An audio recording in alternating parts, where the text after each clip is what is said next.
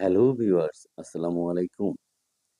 অনুপ্রবেশকারী বাংলাদেশীদের পা ওপরের দিকে ঝুলিয়ে রেখে সোজা করা হবে। ভারতের স্বরাষ্ট্রমন্ত্রী অমিত শাহর এমন মন্তব্যের তীব্র প্রতিবাদ জানিয়েছে বাংলাদেশ। বাংলাদেশের পররাষ্ট্র মন্ত্রণালয়ের পক্ষ থেকে বলা হচ্ছে, ভারতের কেন্দ্রীয় স্বরাষ্ট্রমন্ত্রী অমিত শাহ সম্প্রতি ভারতের ঝাড়খণ্ডে বাংলাদেশী নাগরিকদের সম্পর্কে যে অত্যন্ত অশোভনীয় মন্তব্য করেছেন, তার বিরুদ্ধে বাংলাদেশের পররাষ্ট্র মন্ত্রণালয় তীব্র প্রতিবাদ জানিয়ে আজ ঢাকায় ভারতের ডেপুটি হাই কমিশনারের কাছে নোট হস্তান্তর করে। সম্প্রতি ভারত সহ বাংলাদেশের বিভিন্ন মিডিয়ায় আলোচনায় আসে অমিত শাহর এই মন্তব্য। এ নিয়ে ঝাড়খণ্ড মুক্তি মোর্চা জেএমএম কেন্দ্রীয় সাধারণ সম্পাদক সুপ্রিয় ভট্টাচার্য পাল্টা জবাব দিয়ে বলেন, ঘৃণা ছড়াবেন না, নয়তো বিধানসভা নির্বাচনে মানুষ উল্টো ঝুলিয়ে দেবে। মিস্টার শাহর মন্তব্য নিয়ে বাংলাদেশের পররাষ্ট্র মন্ত্রণালয় গভীর আপত্তি, তীব্র ক্ষোভ এবং চরম অসন্তোষ প্রকাশ করেছে এবং আহ্বান জানিয়েছে রাজনৈতিক নেতারা যেন এমন আপত্তিকর অগ্রহণযোগ্য মন্তব্য করা থেকে বিরত থাকে।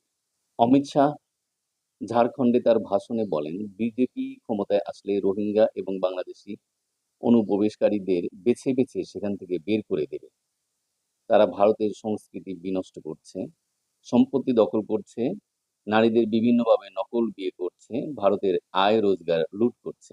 এছাড়া যেভাবে অনুপ্রবেশ হচ্ছে, এতে করে 25-30 বছর পর ঝাড়খণ্ডের অনুপ্রবেশকারীরা সংখ্যাগুরু এবং ঝাড়খণ্ডের মানুষ সংখ্যালঘুতে পরিণত হবে বলে। অনুপ্রবেশকারীরা জেএমএম, কংগ্রেস ও আরজেডির ভোট ব্যাংক, তাই এখানকার সরকার জনকল্যাণের পরিবর্তে অনুপ্রবেশকারীদের কল্যাণে নিযুক্ত।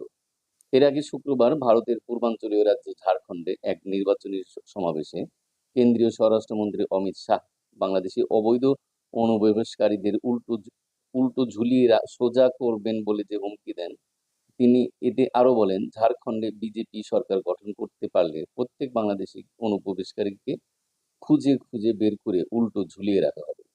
বাংলাদেশ সরকার পররাষ্ট্র মন্ত্রণালয়ের মাধ্যমে এই বক্তব্যের তীব্র নিন্দা ও ক্ষোভ প্রকাশ করেন। দয়া করে আমার ভিডিওটি লাইক ও শেয়ার করুন এবং চ্যানেলটি সাবস্ক্রাইব করে আমার সঙ্গেই থাকুন। ধন্যবাদ।